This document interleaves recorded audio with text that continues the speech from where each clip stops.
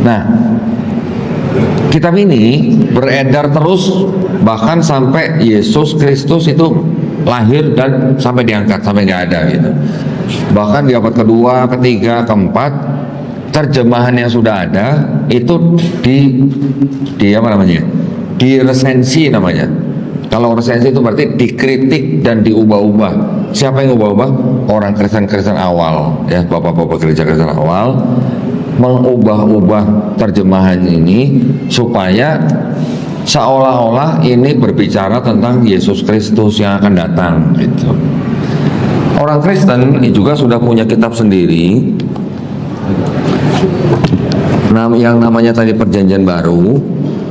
Itu ditulis kira-kira di pertengahan abad pertama sampai abad kedua. Ini hanya isinya Perjanjian Baru saja, ya. Ini juga ditulis dalam bahasa Yunani. Yang menulis siapa nanti kita bahas, tapi intinya gini. Kitab ini yang terjemahan bahasa Yunani, yang dari sini kitab orang Yahudi, setelah diterjemahkan, setelah diresensi terjemahannya, di akhir abad keempat baru ini dijadikan satu dengan kitabnya orang Kristen. Nah, inilah kitabnya orang Kristen. Jadi yang ini dari kitab Yahudi, yang ini punya orang Kristen gitu. Ini diterjemahkan ke bahasa Latin, bahasa Jerman, bahasa Belanda, termasuk bahasa Indonesia. Jadi ini, ya. Jadi ini udah terjemahan bahasa Indonesia nih. Masalahnya di mana? Emang nggak boleh? Ini masalahnya nih. Kita harus tahu nih. Masalahnya di mana kalau dijadikan kitabnya orang Kristen gitu? Masalahnya adalah di dalam kitabnya orang Yahudi ini tidak ada satupun ramalan atau disebut nubuat untuk Yesus, ya. Tapi kalau yang ini karena terjemahannya sudah diubah-ubah, seolah-olah kitab ini jadi berbicara tentang Yesus. Karena yang mengubah-ubah juga orang-orang Kristen juga gitu pada waktu itu. Jadi terjemahannya diubah sedemikian rupa sehingga seolah-olah kitab ini berbicara tentang Yesus yang ada di sini gitu. Nah, kalau kitab ini dikasih ke orang Yahudi untuk baca gitu, mau nggak? Nggak mau. Sama orang Yahudi ini dibuang ke tempat sampah gitu, ya.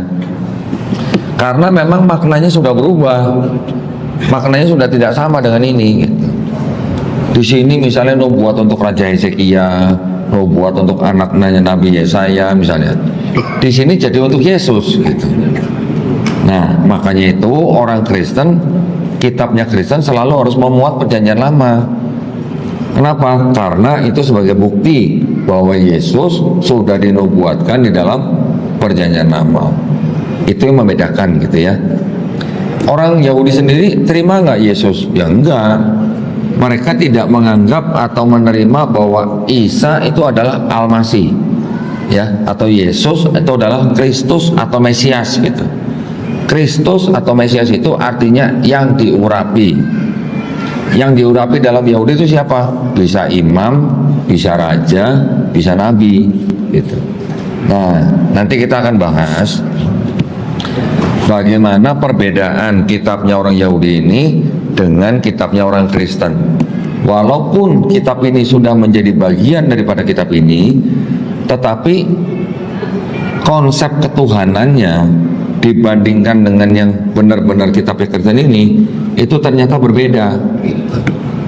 Bedanya di mana? Nah, gini. Kalau kitabnya orang Yahudi di sini, ini mereka berbicara yang namanya Tuhan yang Maha Esa. Itu Esa, gitu ya.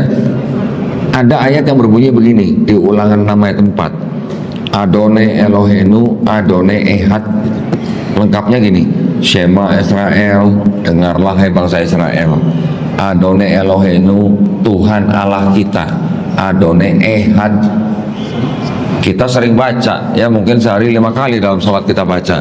Qul huwallahu ahad. Ada ahad, ada ehad, sama. Artinya sama.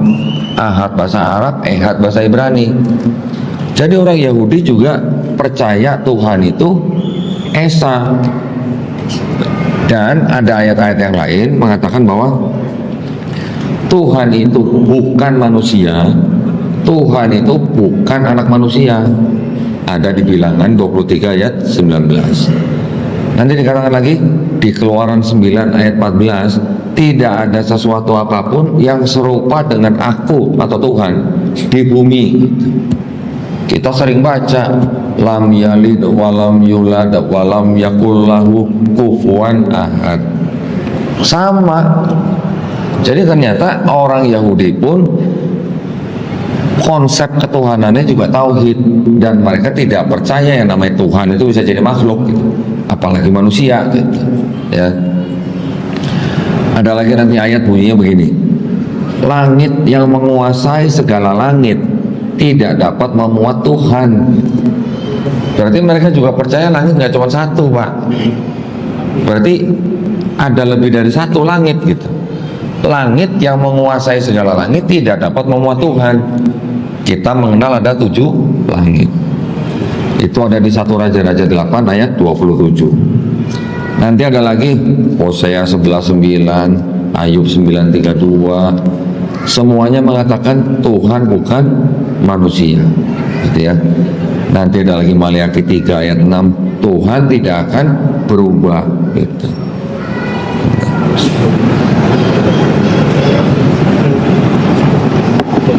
Nah, itu konsep ketuhanannya. Ketika ke Kristen, Tuhan yang bukan manusia, Tuhan bukan anak manusia, Tuhan tidak berubah, tiba-tiba Tuhan itu bisa jadi Yesus. Itu yang membedakan ya antara kitab orang Kristen dengan kitabnya orang Yahudi. Nah, terus konsep keselamatannya gimana? Konsep keselamatannya, kalau di kitab ini dikatakan seorang anak tidak dapat menanggung kesalahan atau dosa ayahnya. Seorang ayah juga tidak dapat menanggung kesalahan atau dosa anaknya. Ada di Ulangan 24 ayat 16. Diulang lagi nanti di Yeskiel 18:20. Sama, ditambahin lagi, yang berdosa itu yang mati. Ya, jadi anak tidak bisa menanggung dosa orang tua juga tidak bisa menanggung dosa anak. Yang berdosa itu yang mati, gitu. Ada lagi konsep keselamatan begini. Ada ayat yang bunyi di Yesaya 1 ayat 16 sampai 18. Judulnya bertobat lebih baik daripada mempersembahkan hewan kurban. Ayatnya berbunyi, basuhlah, jauhkanlah perbuatan-perbuatan jahatmu dari depan mataku, mata Tuhan maksudnya. Berhentilah berbuat jahat, belajarlah berbuat baik, kendalikan orang-orang kejam, belalah hak anak-anak yatim, perjuangkanlah perkara janda-janda. Sama nggak Pak dengan di Islam, Pak? Konsep tobat kita melakukan dosa, kita bertobat, kita menyesali perbuatan kita mohon ampun dengan sungguh-sungguh, dan kita tidak mengulangi perbuatan kita, insya Allah diampuni nggak Pak? Insya Allah semua dosa diampuni, insya Allah, kalau kita mau bertobat ya. Mau dosa kita sebanyak buih di lautan pun insya Allah diampuni, asal jangan mati dalam keadaan musyrik ya. Selama kita mengucapkan la ilaha illallah dan kita melakukan dosa, ketika kita mati insya Allah ujungnya tetap surga, ujungnya ya, walaupun di tengah-tengah dicelup-celup dulu di neraka gitu istilahnya tapi selama mulut kita la ilaha illallah, ujungnya tetap surga. Itu sudah janji daripada Allah Subhanahu wa taala. Tapi ketika kita bicara ini dan ini beda. Kalau konsep di sini bertobat insya Allah diampuni dosanya, di sini konsep keselamatannya bicaranya gimana? Kalau kamu tidak percaya Yesus sebagai Tuhan dan Juru Selamat yang mati di atas kayu salib untuk menebus dosa kamu, kamu tidak akan selamat. Di sini, yang ini nih. Tapi itu perkataan siapa gitu dianggapnya? Itu perkataan Yesus atau perkataan Paulus? Ternyata perkataan Paulus. Yesus sendiri tidak pernah mengajarkan kamu harus menyembah saya sebagai Tuhan. Nggak pernah. Yesus sendiri tidak pernah mengajarkan agama Kristen. Yesus sendiri juga tidak pernah mengucapkan kata Kristen. Yesus sendiri juga tidak pernah mengajarkan untuk beribadat hari Minggu. Karena apa? Karena Yesus orang Yahudi. Yang Yesus katakan apa? Janganlah kamu menyangka aku datang untuk meniadakan hukum Taurat. Aku datang bukan untuk meniadakan hukum Taurat, tapi untuk menggenapinya. Lebih mudah langit dan bumi hancur dibandingkan dengan satu iota. Iota itu satu huruf terkecil di dalam bahasa Ibrani yang ada di dalam hukum Taurat dihilangkan. Jadi lebih mudah kiamat daripada hukum Taurat dihilangkan, kata Yesus di sini gitu. Matius 5 ayat 17. Tetapi ketika Paulus yang tidak pernah ketemu Yesus, Paulus bicaranya apa? Efesus 2:15. Karena dengan matinya Yesus di atas kayu salib, maka hukum Taurat itu sudah batal. Sedangkan yang menurunkan hukum Taurat siapa? Di sini diceritakan yang menurunkan hukum Taurat adalah Tuhan yang Maha Esa, yang tadi disebut siapa? Elohim, Yotevave atau El Shaddai. Yang menurunkan Taurat kan Tuhan yang Maha Esa. Lah kok yang bilang bahwa hukum Taurat batal itu Paulus gitu. Nah, itu yang juga kontradiksi ya antara perkataan Yesus dan perkataan Paulus, berbeda gitu. Yesus juga mengatakan di dalam Matius 18 ayat 3, kalau kamu nih bangsa Israel, kalau kamu tidak bertobat dan menjadi seperti anak kecil, kamu tidak akan masuk kerajaan sorga. Paulus bilangnya apa? Kalau kamu tidak percaya Yesus sebagai Tuhan dan Juru Selamat yang mati di atas kayu salib untuk nebus dosa kamu, kamu tidak akan masuk surga. Akan beda berarti. Ya, jadi dari teks yang tertulis di sini itu ternyata bisa disimpulkan, dan ini bukan kesimpulan saya loh ya. Ini kesimpulan daripada ahli-ahli Perjanjian Baru. Buku-bukunya begitu banyak. Mereka berani menyimpulkan bahwa yang menciptakan agama Kristen itu bukan Yesus, bukan Nabi Isa alaihissalam, tapi siapa? Paulus. Dari 27 buku atau surat yang ada di dalam kitabnya orang Kristen ini, 27 ya, separuhnya atau 13 surat itu dianggap adalah tulisan-tulisan Paulus, separuhnya. Yang 4, Matius, Markus, Lukas, Yohanes yang di depan itu ditulis oleh orang-orang yang tidak tahu siapa namanya. Lah itu kok ada namanya Matius, Markus, Lukas, Yohanes? Itu adalah nama-nama yang diatributkan oleh bapak-bapak gereja di abad kedua. Bukan saya bernama Matius menulis ini untuk siapa gitu, nggak ada. Saya bernama Markus, Lukas, Yohanes menulis ini untuk siapa, tidak ada. Kalau Paulus yang nulis, gayanya saya Rasul Paulus atau saya Paulus Rasulnya Yesus gitu. Beda loh ya, Rasul di sini dengan Rasul kita beda loh Pak. Kalau Rasul di sini artinya hanya pengikut Yesus. Tapi kalau kita Islam, Rasul adalah Nabi yang menerima risalah, gitu ya, beda ya. Nah, Yesus sendiri juga di Matius 23 ayat 1 mengatakan, orang-orang Farisi sudah menduduki kursi Musa. Artinya orang-orang Farisi, orang-orang Yahudi kelompok Farisi itu sudah menggantikan kedudukan Nabi Musa. Ikutilah ajaran-ajaran mereka. Jadi Yesus ngomong kepada bangsa Israel, ikutilah ajaran-ajaran orang Farisi. Ya, ikutilah ajarannya tapi jangan perbuatannya gitu. Jadi Yesus memerintahkan Bani Israel untuk mengikuti ajaran Taurat yang diajarkan oleh ahli Farisi, tapi jangan mengikuti perbuatan orang Farisi. Kenapa? Karena orang Farisi mengajarkan Taurat tapi tidak melakukan gitu. Itu dikritik gitu sama Yesus. Jadi sebenarnya kita membaca, Yesus juga mengajarkan dan meneruskan ajaran Taurat dari Nabi Musa gitu. Ya. Tetapi timbul sebuah ajaran baru yang mana yang tadinya hukum Taurat itu tetap ada oleh Yesus. Menurut Paulus, hukum Taurat itu sudah dibatalkan karena Yesus sudah mati di atas kayu salib yang dianggap untuk menebus dosa manusia. Paulus sendiri mengajarkan ada yang namanya dosa waris gitu. warisan kok dosa gitu. Warisan tanah gitu harusnya ya. Bismillah.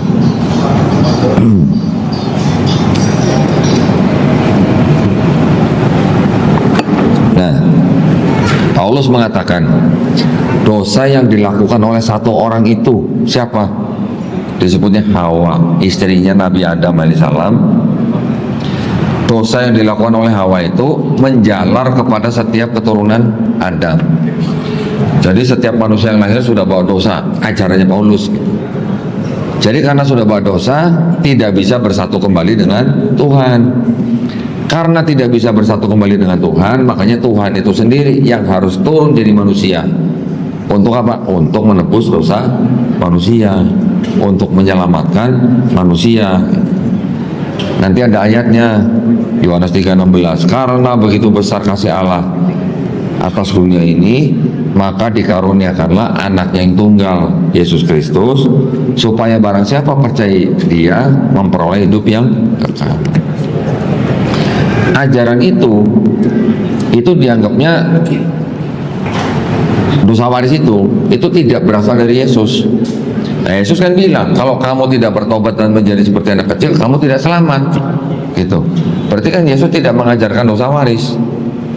Berarti ada dua konsep keselamatan di dalam kitabnya Kristen sendiri yang bertolak belakang.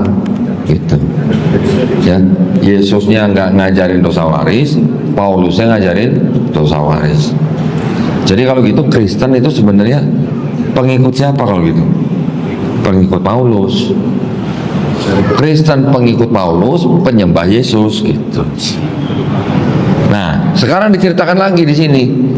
Yesus kalau doa atau sholat sujud. Sujud Yesus di sini. Matius 26:39. Yesus juga diceritakan usia 8 hari disunat.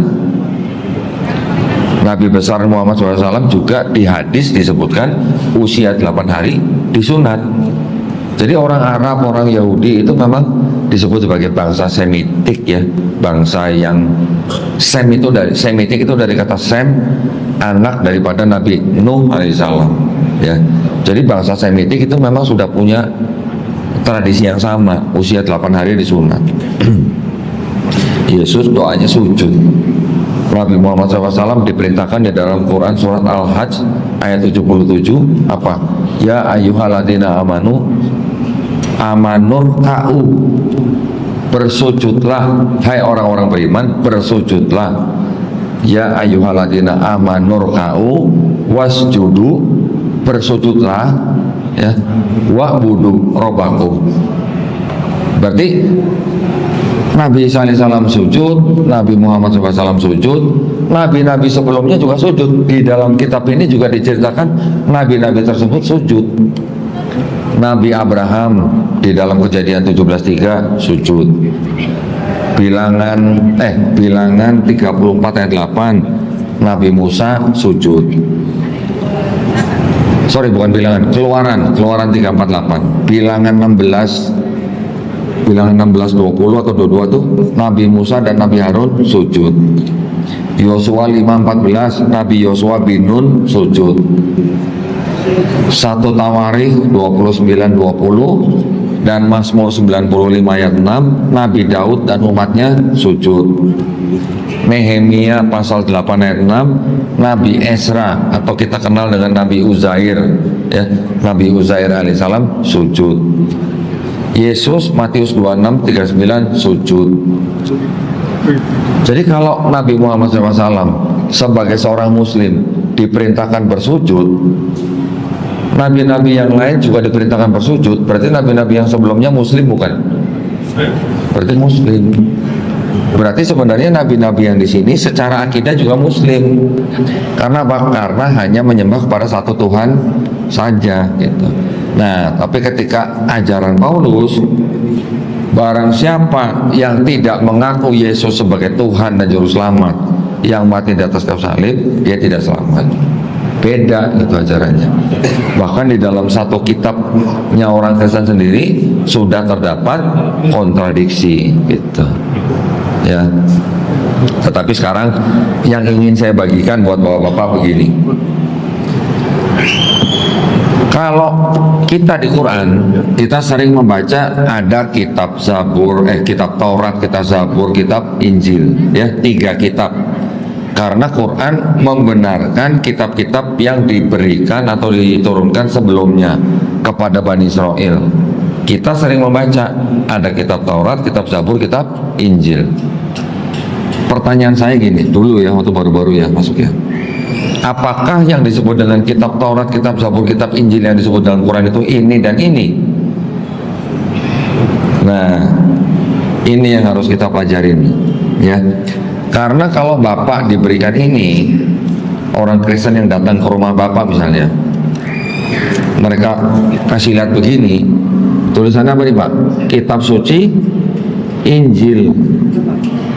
Mereka bilang, inilah kitab suci yang diterima oleh Isa Al-Masih. Kok bisa? Karena di sini Yesusnya ditulis sebagai Isa Al-Masih. Ada tulisannya nih, kelahiran Isa Al-Masih.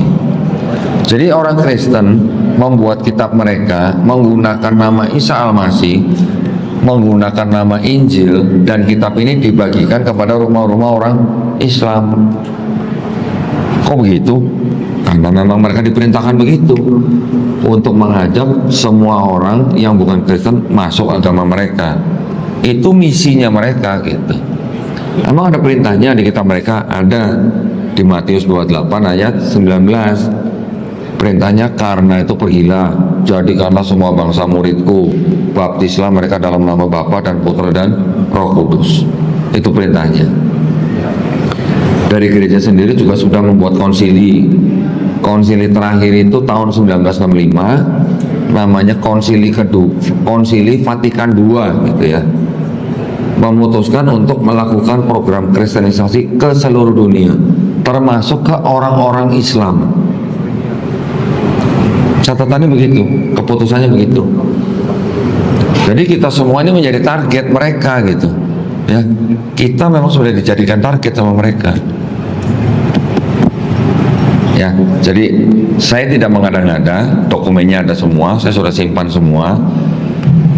Makanya kita membagikan ilmu ini kepada umat Islam supaya apa?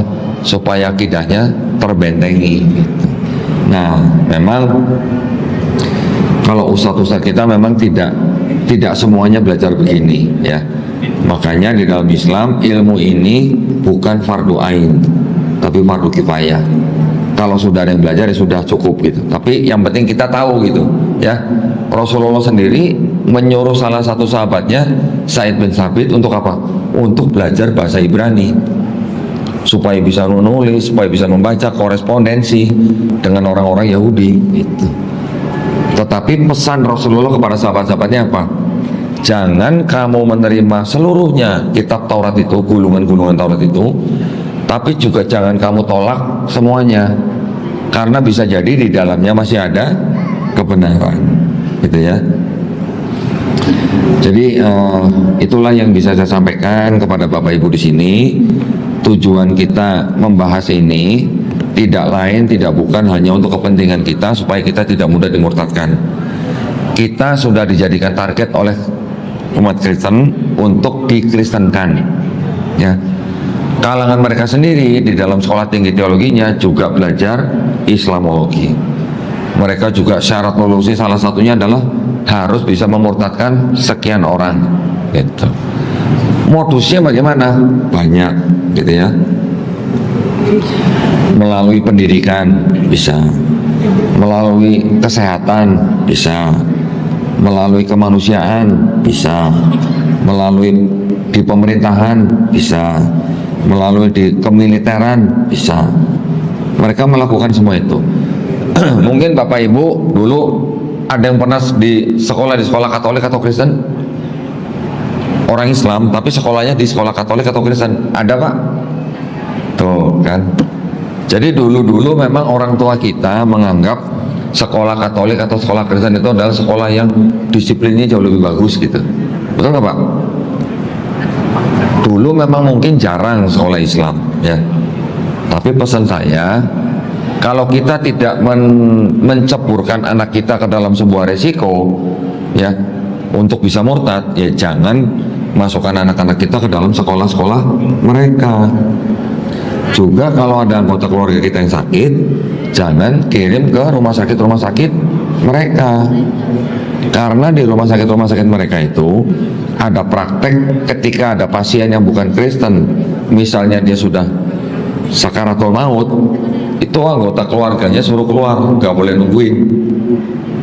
Yang nungguin nanti tim dari rumah sakit. Nanti simsalabim tiba-tiba pasien menjadi Kristen gitu. Bisa begitu gitu. Dan kami sudah menghadapi hal-hal seperti itu gitu ya.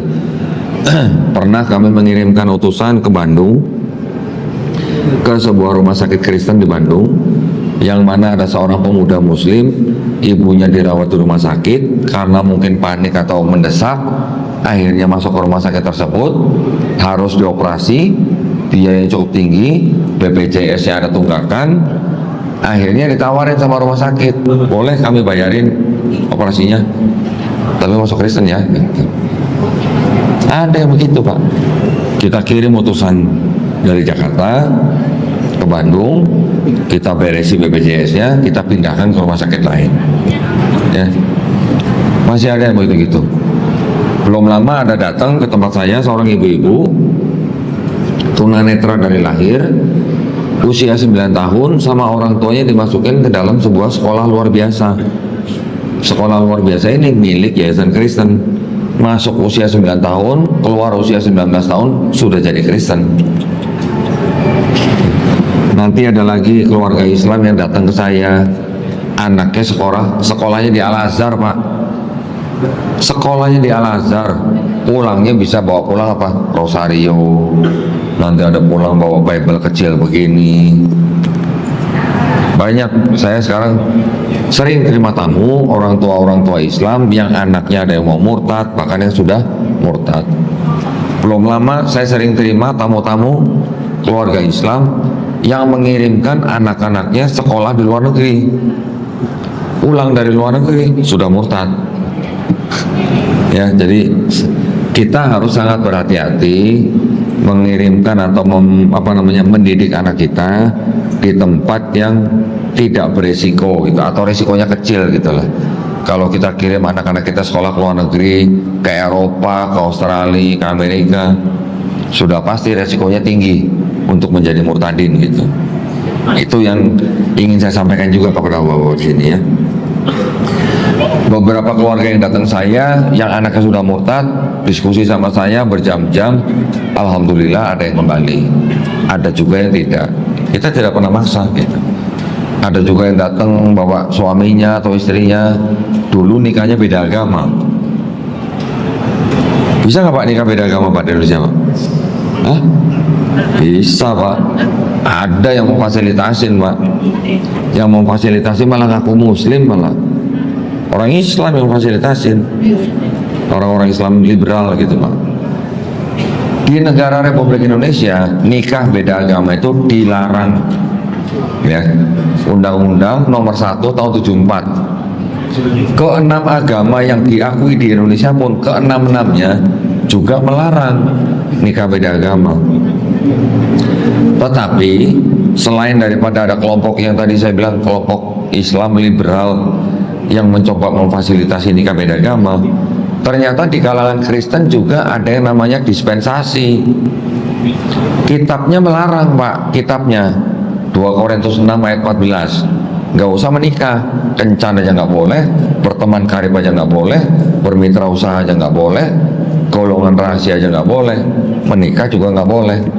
Tapi gereja punya kebijakan dispensasi, harus bikin surat pernyataan, yang Kristen harus tetap Kristen, anak-anak yang dilahirkan nanti harus masuk Kristen. Ada yang begitu ya. Jadi hal-hal seperti itu masih terjadi di Indonesia dan mungkin masih banyak, walaupun tidak ada statistiknya. Tapi kami di Yayasan Pembina Mualaf atau ini kami menemukan banyak sekali kasus yang seperti itu ya. Makanya kami mengajak Bapak Ibu untuk berhati-hati menyekolahkan anak-anaknya. Kalau keluarga ada yang sakit bagaimana, kalau ada yang mau murtad bagaimana, nah gitu ya. Karena gini, ketika kita berhadapan dengan saudara-saudara Kristen yang mungkin sedang galau dengan ajaran mereka, yang saya bukain kitab mereka sendiri gitu.